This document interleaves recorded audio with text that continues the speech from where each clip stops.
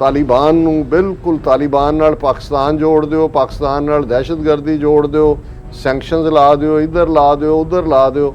ਔਰ ਅਖੀਰ ਤੱਕ ਉੱਥੇ ਇਹਨਾਂ ਦੇ ਡਿਪਲੋਮੈਟ ਵਿਦਨ ਇੰਡੀਆ ਅਮਰੀਕਾ ਨਾਲ ਕੁਆਡ ਦਾ ਜਿਹੜਾ ਉਹ ਵਰਤ ਕੇ ਇਹ ਕਹਿੰਦੇ ਰਹੇ ਜੀ ਕਿ ਵੀ ਤੁਸੀਂ ਰੁਕੋ।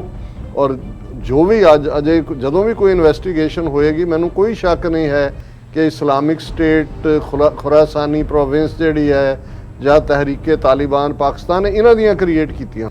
ਔਰ ਜਦੋਂ ਇਹਨਾਂ ਨੂੰ 1 ਮਹੀਨਾ ਮਿਲਿਆ, ਇਹਨਾਂ ਨੇ ਪੂਰਾ ਗੰਦ ਪਾਇਆ, ਕੋਈ ਜਿਹੜਾ ਮੌਕਾ ਉਹ ਜਾਣ ਨਹੀਂ ਦਿੱਤਾ।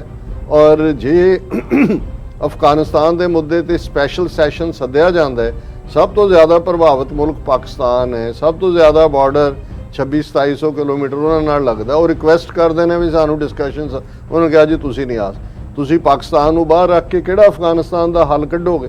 ਲੇਕਿਨ ਜਾਂਦੇ ਜਾਂਦੇ ਵੀ ਜਿਹੜਾ ਭਾਰਤ ਨੇ ਔਰ ਪਾਕਿਸਤਾਨ ਦੇ ਨਾਲ ਆਪਣੀ ਨਫ਼ਰਤ ਔਰ ਦੂਜੇ ਪਾਲਦਿਆਂ ਜਿਹੜਾ ਰੈਜ਼ੋਲੂਸ਼ਨ ਪਾਸ ਕਰਵਾਇਆ UN ਸਿਕਿਉਰਿਟੀ ਕੌਂਸਲ 'ਚ, ਉਹਦੇ 'ਚ ਦੋਨੋਂ ਮੁਲਕ ਰਸ਼ੀਆ ਔਰ ਚਾਈਨਾ ਜਿਹੜੇ ਪਰਮਾਨੈਂਟ ਸਿਕਿਉਰਿਟੀ ਉਹਨਾਂ ਨੇ ਬਾਈਕਾਟ ਕੀਤੀ। ਚਾਈਨਾ ਔਰ ਰੂਸ ਦਾ ਨੇ ਕਿਉਂ ਬਾਈਕਾਟ ਕੀਤਾ ਵੋਟ ਨੂੰ, ਉਹਨਾਂ ਨੇ ਕਿਹਾ ਵੀ ਠੀਕ ਹੈ। ਔਰ ਉਹਨਾਂ ਨੇ ਕਿਹਾ in their statements explaining the split within UNSC's permanent members, Russia and China said they wanted all the group.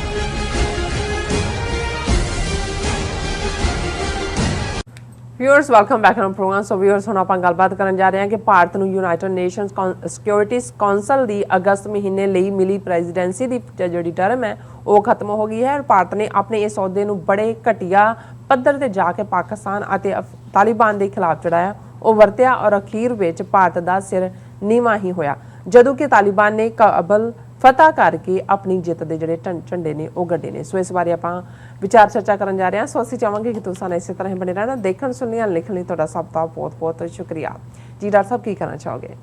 ਦੇਖੋ ਭਾਈ ਗੁਰਦਾਸ ਬਹੁਤ ਵੱਡੇ ਸਿੱਖ ਸਕਾਲਰ ਹੋਏ ਨੇ ਅੱਜ ਤੋਂ ਲਗਭਗ 400 ਸਾਲ ਪਹਿਲਾਂ, ਔਰ ਉਹਨਾਂ ਦੀਆਂ ਲਿਖਤਾਂ ਜਿਹੜੀਆਂ ਵਾਰਾਂ ਔਰ ਕਵਿਤ ਸਵਈਆਂ ਦੇ ਰੂਪ 'ਚ ਨੇ। ਔਰ ਇੱਕ ਉਹਨਾਂ ਦੀ ਵਾਰ ਦੀ ਇੱਕ ਤੁਕ ਹੈ, ਇੱਕ ਲਾਈਨ ਹੈ ਕਿ ਕੁੱਤਾ ਰਾਜ ਬਹਾਲੀਏ ਮੁੜ ਚੱਕੀ ਚੱਟੇ, ਸੱਪੈ ਦੁੱਧ ਪਿਆਲੀਏ ਵੇਹੋ ਮੂੰਹੋਂ ਸੁੱਟੇ। ਕਿ ਜੇ ਤੁਸੀਂ ਕੁੱਤੇ ਨੂੰ ਰਾਜ ਗੱਦੀ ਦੇ ਉੱਤੇ ਬਿਠਾ ਦਿਓ, ਤਖਤ ਤੇ ਬਿਠਾ ਦਿਓ, ਥਰੋਨ ਤੇ, ਪਰ ਉਹ ਤਖਤ ਤੇ ਬੈਠਾ ਵੀ ਉਹਨੂੰ ਜਿਹੜੀ ਸਭ ਤੋਂ ਜ਼ਿਆਦਾ ਖੁਸ਼ੀ ਮਿਲਦੀ ਆ ਉੱਥੋਂ ਉਤਰ ਕੇ ਉਹ ਚੱਕੀ ਚੱਟੇਗਾ ਕਿ ਉਹਦੇ ਨਾਲ ਜਿਹੜੀ ਲੱਗੀ ਹੋਈ ਕਣਕ ਹੈ ਜਾਂ ਆਟਾ ਉਹਨੇ ਜਦੋਂ ਤੱਕ ਜੀਭ ਉਹਦੇ 'ਚ ਨਾ ਮਾਰੇ ਤਾਂ ਉਹਦੀ ਤਸੱਲੀ ਨਹੀਂ ਹੁੰਦੀ। ਤੇ ਸੱਪ ਨੂੰ ਭਾਵੇਂ ਤੁਸੀਂ ਦੁੱਧ ਪਿਆਈ ਜਾਓ, ਅਲਟੀਮੇਟਲੀ ਉਹਦੇ ਮੂੰਹ 'ਚੋਂ ਜ਼ਹਿਰ ਹੀ ਨਿਕਲੇਗਾ। ਹੁਣ ਯੂਨਾਈਟਿਡ ਨੇਸ਼ਨ ਸਿਕਿਉਰਿਟੀ ਕੌਂਸਲ ਦੁਨੀਆ ਦੀ ਜਿਹੜੀ ਸਭ ਤੋਂ ਵੱਡੀ ਪੰਚਾਇਤ ਹੈ, ਯੂਨਾਈਟਿਡ ਨੇਸ਼ਨਸ ਜਨਰਲ ਅਸੈਂਬਲੀ, ਉਹਦੇ 'ਚੋਂ ਫਰਦਰ 5 ਤਾਂ ਨਿਊਕਲੀਅਰ ਬ੍ਰਾਹਮਣ ਨੇ, America, Russia, China, France, UK। ਪਰ ਉਹਨਾਂ ਨੇ ਪਲੇਟਫਾਰਮ ਥੋੜ੍ਹਾ ਖੋਲ੍ਹਿਆ ਹੋਇਆ ਹੈ ਕਿ 10 ਮੈਂਬਰ ਹੋਰ ਜਿਹੜੇ ਨੇ ਰੋਟੇਸ਼ਨ ਵਾਈਜ਼ ਉਹਨਾਂ ਨੂੰ ਮੌਕਾ ਮਿਲਦਾ ਹੈ ਕਿ ਉਹ UN ਸਿਕਿਉਰਿਟੀ ਕੌਂਸਲ ਦੇ ਵਿੱਚ ਬਹਿਣ। 15 ਮੈਂਬਰ ਟੋਟਲ ਨੇ। ਜਿਹੜੇ 10 ਰੋਟੇਟਿੰਗ ਮੈਂਬਰ ਨੇ ਉਹਨਾਂ ਦੀ ਟਰਮ 2 ਸਾਲ ਹੁੰਦੀ ਹੈ। ਪਰ ਉਹਦੇ 'ਚ ਉਹਨਾਂ ਨੇ ਅੱਗੋਂ ਕੀਤਾ ਹੈ ਕਿ ਵੀ ਬੇਸ਼ੱਕ 5 nuclear armed nations veto wielding members ਨੇ, ਲੇਕਿਨ ਇੱਕ ਮਹੀਨੇ ਦੇ ਲਈ UN ਸਿਕਿਉਰਿਟੀ ਕੌਂਸਲ ਦੀ ਪ੍ਰੈਜ਼ੀਡੈਂਸੀ ਜਿਹੜੀ ਆ ਉਹ ਰੋਟੇਟਿੰਗ ਮੈਂਬਰਸ ਨੂੰ ਮਿਲਦੀ ਹੈ। ਸੋ ਅਗਸਤ ਦਾ ਮਹੀਨਾ ਜਿਹੜਾ ਹੈ ਉਹਦੇ 'ਚ Bharat United Nation security council ਦਾ ਪ੍ਰੈਜ਼ੀਡੈਂਟ ਬਣਿਆ। ਹੁਣ ਜ਼ਾਹਰ ਹੈ ਕਿ ਜਦੋਂ ਅਸੀਂ ਅਗਸਤ ਪਹਿਲੀ ਦੀ ਗੱਲ ਕਰਦੇ ਹਾਂ ਉਦੋਂ ਤੱਕ ਬੇਸ਼ੱਕ ਤਾਲਿਬਾਨ ਦੇ ਨਾਲ ਐਗਰੀਮੈਂਟ ਤਾਂ ਟਰੰਪ ਐਡਮਿਨਿਸਟ੍ਰੇਸ਼ਨ ਨੇ ਫਰਵਰੀ 2020 'ਚ ਸਾਈਨ ਕੀਤਾ ਹੈ, ਔਰ ਬਾਈਡਨ ਐਡਮਿਨਿਸਟ੍ਰੇਸ਼ਨ ਨੇ ਸਿਰਫ ਇਹ ਕੀਤਾ ਕਿ ਜਿਹੜੇ ਮਈ ਪਹਿਲੀ ਤੱਕ ਫੌਜਾਂ ਕੱਢਣ ਦਾ ਸੀ ਕੰਮ, ਉਹਨੂੰ 31 ਅਗਸਤ ਤੱਕ ਜਿਹੜਾ ਉਹ ਅੱਗੇ ਪਾ ਲਿਆ ਤਾਲਿਬਾਨ ਦੀ ਸਹਿਮਤੀ ਨਾਲ ਹੀ। ਹਾਲਾਂ ਇਸ ਤੋਂ ਇਹਨਾਂ ਨੇ ਪਹਿਲਾਂ ਨਿਕਲਣਾ ਸੀ। ਹੁਣ ਚਾਹੀਦਾ ਇਹ ਸੀ ਕਿਉਂਕਿ ਇਹ ਸਭ ਤੋਂ ਵੱਡਾ ਕ੍ਰਾਈਸਿਸ ਦਾ ਪੀਰੀਅਡ ਸੀ। 1 ਅਗਸਤ ਨੂੰ ਇਹ UN ਸਿਕਿਉਰਿਟੀ ਕੌਂਸਲ ਦੀ ਪ੍ਰੈਜ਼ੀਡੈਂਸੀ ਉਹਨਾਂ ਨੂੰ ਮਿਲਦੀ ਹੈ ਤੇ ਇਧਰ ਲਾਸਟ ਫੇਜ਼ ਚੱਲ ਰਿਹਾ ਹੈ, ਵਾਰ ਆਫ ਨਰਵਸ ਵੀ ਚੱਲ ਰਹੀ ਹੈ। ਤਾਲਿਬਾਨ ਆਪਣਾ ਪ੍ਰੈਸ਼ਰ ਬਿਲਟ ਵੀ ਕਰ ਰਹੇ ਨੇ, ਅਮਰੀਕਾ ਵੀ ਕਰ ਰਿਹਾ, ਇੱਕ ਫੀਅਰ ਵੀ ਹੈ ਕਿ ਫੌਜਾਂ ਦੇ ਨਿਕਲਣ ਤੋਂ ਬਾਅਦ ਕੀ ਹੋਏਗਾ ਕੀ ਨਹੀਂ ਹੋਏਗਾ। ਹੁਣ ਦੁਨੀਆ ਦੇ ਸਭ ਤੋਂ ਵੱਡੀ ਫੋਰਮ ਦੀ ਜਿਹੜੀ ਪ੍ਰੈਜ਼ੀਡੈਂਸੀ ਦਾ ਹੋਣਾ, ਇਹਨਾਂ ਦੇ ਕੋਲ ਇੱਕ ਓਪਰਚੁਨਿਟੀ ਸੀ। ਇਹ ਤਾਂ ਆਪਣੇ ਆਪ ਨੂੰ ਆਪੇ ਹੀ ਝੂਠ ਬੋਲ ਕੇ ਹਮ ਵਿਸ਼ਵ ਗੁਰੂ ਬਣ ਗਏ, ਹਮ ਫਲਾਣਾ ਬਣ ਗਏ। ਇਹਨਾਂ ਦੇ ਲਈ ਸੀ ਕਿ ਵੀ ਇਹ ਸਟੇਟਸਮੈਨ ਲਾਈਕ ਸਟੇਟ ਬਿਹੇਵ ਕਰਦੀ। ਸੱਚਮੁੱਚ ਜਿਹੜਾ ਹਿਊਮਨ ਮਿਜ਼ਰੀ ਹੈ, ਹਿਊਮਨ ਪੇਨ ਹੈ, ਜਾਂ ਜਿਹੜੀ ਅਨਸਰਟਨਟੀ ਉੱਥੇ ਬਣੀ ਹੋਈ ਸੀ, ਉਹਦੇ 'ਚ ਇੱਕ ਇੰਪਾਰਸ਼ਲ ਰੋਲ ਅਦਾ ਕਰਦੇ। ਕਿਉਂਕਿ ਪ੍ਰੈਜ਼ੀਡੈਂਸੀ ਦਾ ਮਤਲਬ ਹੀ ਹੁਣ ਜਿਹੜਾ ਜੱਜ ਦੀ ਕੁਰਸੀ ਤੇ ਬਹਿ ਜਾਂਦਾ ਹੈ, ਉਹ ਜਿਹਨੂੰ ਇੱਕ ਪੰਜਾਬੀ ਦਾ ਇੱਕ ਕਿਹਾ ਜਾਂਦਾ, ਜਿਹੜਾ ਮੁਨਸਫ ਦੀ ਕੁਰਸੀ ਤੇ ਬਹਿ ਕੇ ਨਹੀਂ ਇਨਸਾਫ ਕਰਦਾ, ਉਹਨੂੰ ਇੱਥੇ ਵੀ ਲਾਹਨਤ ਹੈ, ਉਹਨੂੰ ਉੱਥੇ ਵੀ ਲਾਹਨਤ ਹੈ, ਰੱਬ ਦੀ ਦਰਗਾਹ 'ਚ ਵੀ ਲਾਹਨਤ ਹੈ, ਇੱਥੇ ਵੀ ਲਾਹਨਤ ਹੈ।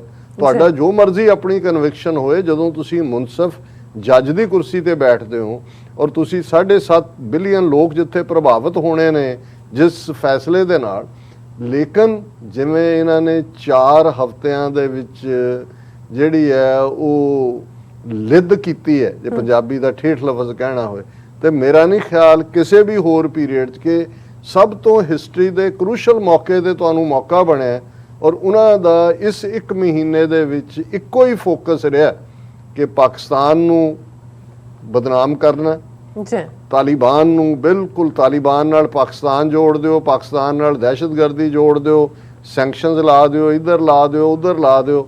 ਔਰ ਅਖੀਰ ਤੱਕ ਉੱਥੇ ਇਹਨਾਂ ਦੇ diplomat with in India America ਨਾਲ ਕੁਆਡ ਦਾ ਜਿਹੜਾ ਉਹ ਵਰਤ ਕੇ ਇਹ ਕਹਿੰਦੇ ਰਹੇ ਜੀ ਕਿ ਵੀ ਤੁਸੀਂ ਰੁਕੋ। ਔਰ ਜੋ ਵੀ ਅਜੇ ਜਦੋਂ ਵੀ ਕੋਈ ਇਨਵੈਸਟੀਗੇਸ਼ਨ ਹੋਏਗੀ, ਮੈਨੂੰ ਕੋਈ ਸ਼ੱਕ ਨਹੀਂ ਹੈ ਕਿ ਇਸਲਾਮਿਕ ਸਟੇਟ ਖੁਰਾਸਾਨੀ ਪ੍ਰੋਵਿੰਸ ਜਿਹੜੀ ਹੈ ਜਾਂ ਤਹਿਰੀਕੇ ਤਾਲਿਬਾਨ ਪਾਕਿਸਤਾਨ ਨੇ ਇਹਨਾਂ ਦੀਆਂ ਕ੍ਰੀਏਟ ਕੀਤੀਆਂ ਹੋਈਆਂ। ਜੇ ਕ੍ਰੀਏਟ ਨਹੀਂ ਵੀ ਨੇ, ਇਹਨਾਂ ਦੀ ਜਿਹੜੀ ਆ ਉਹਦੇ 'ਚ ਕਾਫੀ ਹੱਦ ਤੱਕ ਮੁਦਾਖਲਤ ਹੈ, ਕਿਉਂਕਿ ਉਹ ਕੋਈ ਟਾਈਟ ਕੰਪਾਰਟਮੈਂਟਲਾਈਜ਼ਡ ਆਰਗੇਨਾਈਜੇਸ਼ਨਸ ਨਹੀਂ ਹੁੰਦੀਆਂ। ਜਦੋਂ ਲੋਕ ਤੁਸੀਂ ਇਸ ਕਿਸਮ ਦੇ ਮਿਲੀਟੈਂਟ ਗਰੁੱਪ ਬਣਾਉਂਦੇ ਹੋ, ਖੜੇ ਕਰਦੇ ਹੋ, ਉਹਨਾਂ 'ਚ ਕੌਣ ਕਿੱਥੋਂ ਵੜ ਗਿਆ, ਕੀ ਹੈ, ਕੌਣ ਕਿਹਦੇ ਕਹਿਣ ਤੇ ਕਰ ਰਿਹਾ ਸੀ। ਪੰਜਾਬ ਦੀ ਮਿਲੀਟੈਂਸੀ 'ਚ ਦੇਖਿਆ ਵੀ ਕਿਵੇਂ ਸਰਕਾਰੀ ਬਲੈਕ ਕੈਟਸ ਵੜੀਆਂ, ਔਰ ਸਾਡੇ ਜੁਝਾਰ ਕੁਝ ਐਸੇ ਸੀ ਜਿਹੜਾ ਉੱਪਰ ਤੱਕ ਪਹੁੰਚ ਗਏ ਜਿਨ੍ਹਾਂ ਬਾਰੇ ਪਤਾ ਹੀ ਨਹੀਂ ਸੀ। ਔਰ ਜਦੋਂ ਲੇਟਰ ਔਨ ਪਤਾ ਲੱਗਾ ਕਿ ਭਾਈ ਉਹ ਤਾਂ ਕੰਮ ਹੀ ਏਜੰਸੀਆਂ ਲਈ ਕਰਦੇ ਸੀ। ਸੋ ਇਹਨਾਂ ਨੇ ਅਫਗਾਨਿਸਤਾਨ 'ਚ ਆਪਣੀ 20 ਸਾਲ ਦੀ ਪ੍ਰੈਜ਼ੈਂਸ ਜਿਹੜੀ ਹੈ ਉੱਥੇ ਸਪਾਈਂਗ ਦੇ ਲਈ, ਅੱਡੇ ਬਣਾਉਣ ਦੇ ਲਈ, ਕੌਂਸੂਲੇਟ ਖੋਲ੍ਹਣ ਲਈ ਵਰਤੀ। ਔਰ ਜਦੋਂ ਇਹਨਾਂ ਨੂੰ 1 ਮਹੀਨਾ ਮਿਲਿਆ, ਇਹਨਾਂ ਨੇ ਪੂਰਾ ਗੰਦ ਪਾਇਆ, ਕੋਈ ਜਿਹੜਾ ਮੌਕਾ ਉਹ ਜਾਣ ਨਹੀਂ ਦਿੱਤਾ। ਔਰ ਜੇ ਅਫਗਾਨਿਸਤਾਨ ਦੇ ਮੁੱਦੇ ਤੇ ਸਪੈਸ਼ਲ ਸੈਸ਼ਨ ਸੱਦਿਆ ਜਾਂਦਾ ਹੈ, ਸਭ ਤੋਂ ਜ਼ਿਆਦਾ ਪ੍ਰਭਾਵਿਤ ਮੁਲਕ ਪਾਕਿਸਤਾਨ ਹੈ, ਸਭ ਤੋਂ ਜ਼ਿਆਦਾ ਬਾਰਡਰ 2600-2700 ਕਿਲੋਮੀਟਰ ਉਹਨਾਂ ਨਾਲ ਲੱਗਦਾ। ਉਹ ਰਿਕੁਐਸਟ ਕਰਦੇ ਨੇ ਵੀ ਸਾਨੂੰ ਡਿਸਕਸ਼ਨਸ, ਉਹਨਾਂ ਨੇ ਕਿਹਾ ਜੀ ਤੁਸੀਂ ਨਹੀਂ ਆ, ਤੁਸੀਂ ਪਾਕਿਸਤਾਨ ਨੂੰ ਬਾਹਰ ਰੱਖ ਕੇ ਕਿਹੜਾ ਅਫਗਾਨਿਸਤਾਨ ਦਾ ਹੱਲ ਕੱਢੋਗੇ। ਲੇਕਿਨ ਇਹ ਵੀ ਚੰਗਾ ਹੋਇਆ ਜਦੋਂ ਅਸੀਂ ਕਹਿੰਦੇ ਹਾਂ ਵੀ ਐਗ ਔਨ ਦਾ ਫੇਸ, ਇਹ ਅਮਰੀਕਨ ਐਕਸਪ੍ਰੈਸ਼ਨ ਹੈ ਕਿ ਮੂੰਹ ਲਿਬੜ, ਕਿਉਂਕਿ ਇੱਥੇ ਜਦੋਂ ਰੈਲੀਆਂ ਜਾਂ ਦੂਜਿਆਂ 'ਚ ਹੁੰਦਾ, ਇੱਥੇ ਆਂਡੇ ਮਾਰਨਾ ਜਾਂ ਟਮਾਟਰ ਮਾਰਨਾ ਕੋਈ ਗੈਰ ਕਾਨੂੰਨੀ ਨਹੀਂ ਹੈ। ਸੋ ਉਹਨਾਂ ਨੇ ਤਾਂ ਆਪ ਹੀ, ਉਹਨਾਂ ਦਾ ਮੂੰਹ ਮੁਸ਼ਕ ਵੀ ਹੁੰਦੀ ਹੈ ਤੇ ਉਹ ਲੱਤਾ ਵੀ ਨਹੀਂ ਹੁੰਦਾ ਜਦੋਂ ਜੋ ਉਹ ਉਹਨਾਂ ਨੇ, ਵੈਸੇ ਤਾਂ ਜੇ ਪੰਜਾਬੀ 'ਚ ਕਹਿਣਾ ਹੁੰਦਾ ਤਾਂ ਫਿਰ ਮੈਂ ਹੋਰ ਵੀ ਸਖਤ ਮੈਂ ਕਿਹਾ ਚਲੋ ਇੰਨਾ ਇਹਨਾਂ ਨੂੰ ਰੱਖੀਏ। ਨਤੀਜੇ ਦੇ ਤੌਰ ਤੇ ਇਹਨਾਂ ਦੇ ਹੁੰਦੇ 15 ਦਿਨ ਦੇ 1 ਅਗਸਤ ਨੂੰ ਇਹ ਪ੍ਰਧਾਨਗੀ ਮਿਲਦੀ ਹੈ, 15 ਅਗਸਤ ਨੂੰ ਤਾਲਿਬਾਨ ਕਾਬਲ ਦੇ ਵਿੱਚ ਝੰਡੇ ਲਹਿਰਾ ਦਿੰਦੇ ਨੇ। ਇਹਨਾਂ ਨੂੰ ਪਤਾ ਨਾ ਲੱਗੇ ਵੀ ਹਨੇਰ ਹੋਇਆ ਕਿ ਚਾਨਣ, ਇੱਕ ਬਿਮਾਰੀ ਵੀ ਹੁੰਦੀ ਹਨੇਰ ਚਾਨਣ, ਵੀ ਉਹ ਇਹਨਾਂ ਨੂੰ ਚੰਬੜ ਗਈ।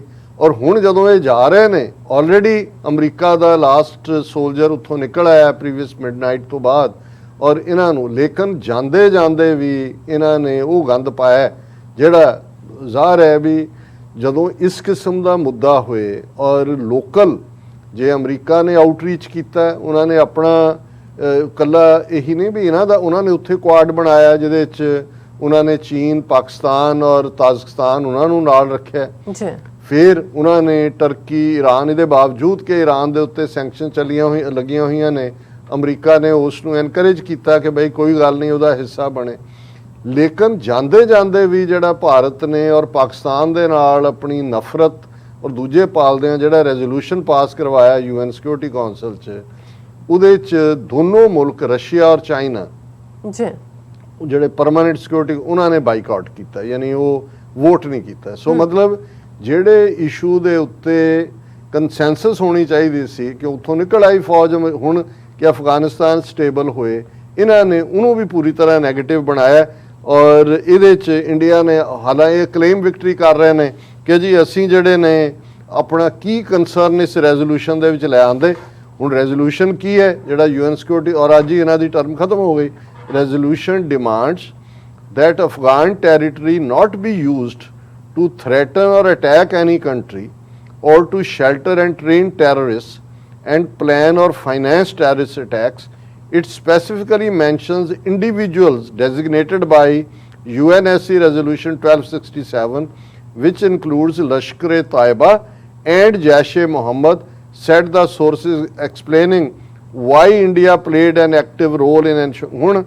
ਉਹਨਾਂ ਨੇ ਨਾ ਸਿਰਫ ਅਗੇਨ ਪਾਕਿਸਤਾਨ ਦੇ ਸਿਰ ਭਾਂਡਾ ਭੰਨਿਆ, ਲਸ਼ਕਰ-ਏ-ਤੌਇਬਾ ਔਰ ਜੈਸ਼-ਏ-ਮੁਹੰਮਦ ਨੇ। ਹੁਣ ਚਾਈਨਾ ਔਰ ਰੂਸ ਦਾ ਨੇ ਕਿਉਂ ਬਾਈਕਾਟ ਕੀਤਾ ਵੋਟ ਨੂੰ, ਉਹਨਾਂ ਨੇ ਕਿਹਾ ਵੀ ਠੀਕ ਹੈ, ਔਰ ਉਹਨਾਂ ਨੇ ਕਿਹਾ in their statements explaining the split within UNSC's permanent members, Russia and China said they wanted all the groups. ਉਹਨਾਂ ਨੇ ਕਿਹਾ ਜੀ ਜੇ ਹੁਣ ਤੁਸੀਂ ਇੱਕ ਤਾਂ ਤੁਸੀਂ ਇੱਕ ਜਨਰਲ ਸਟੇਟਮੈਂਟ ਹੈ ਵੀ ਤੁਹਾਡੀ ਧਰਤੀ ਕਿਸੇ ਦਹਿਸ਼ਤਗਰਦ ਕਾਰਵਾਈ ਲਈ ਨਹੀਂ ਇਸਤੇਮਾਲ ਹੋਏਗੀ, ਉਹ ਤਾਂ ਡੀਲ ਦਾ ਹਿੱਸਾ ਹੈ ਅਮਰੀਕਾ ਦੇ ਨਾਲ। ਤਾਲਿਬਾਨ ਵੀ ਬਾਰ-ਬਾਰ ਉਹਨਾਂ ਦੇ ਸਪੋਕਸਮੈਨ ਕਹਿ ਰਹੇ ਨੇ। ਪਰ ਜੇ ਤੁਸੀਂ ਲਸ਼ਕਰ-ਏ-ਤੌਇਬਾ ਤੇ ਜੈਸ਼-ਏ-ਮੁਹੰਮਦ ਵਿੱਚ ਵਾੜਨਾ ਹੈ, ਚਾਈਨਾ ਔਰ ਰਸ਼ੀਆ ਦਾ ਇਹ ਸਟੈਂਡ ਸੀ ਕਿ ਜੇ ਤੁਸੀਂ ਇਸ ਪਾਸੇ ਜਾਣਾ ਹੈ then all the groups specially Islamic state. ਹੁਣ ਜਿਹੜੀ ਕਾਬਲ ਦੇ ਵਿੱਚ ਸੁਸਾਈਡ ਬੰਬਰ ਆਉਂਦਾ ਇਸਲਾਮਿਕ ਸਟੇਟ ਦਾ, ਹੁਣ ਉਹਦਾ ਨਾਂ ਕਿਉਂ ਨਹੀਂ ਲਿਆ ਜੀ ਇਸਲਾਮਿਕ ਸਟੇਟ ਦਾ? ਕਿਉਂਕਿ ਇਹਨਾਂ ਦੀ ਪੁਸ਼ਤ ਬਣਾਈ ਹੈ। ਫਿਰ ਉਜਗਰ ਈਸਟ ਤੁਰਕਿਸਤਾਨ ਇਸਲਾਮਿਕ ਮੂਵਮੈਂਟ ਜਿਹਦਾ ਚੀਨ ਨੂੰ ਫਿਕਰ ਹੈ ਕਿ ਸਿਨਕਿਆਂਗ ਦੇ ਵਿੱਚ ਕੀ ਕਰਨਗੇ, ਉਹਨਾਂ ਨੇ ਕਿਹਾ ਵੀ ਇਹਨਾਂ ਨੂੰ ਵੀ ਫਿਰ ਨੇਮ ਕਰੋ ਸਪੈਸ਼ਲੀ ਇਨ ਦਾ ਡਾਕੂਮੈਂਟ।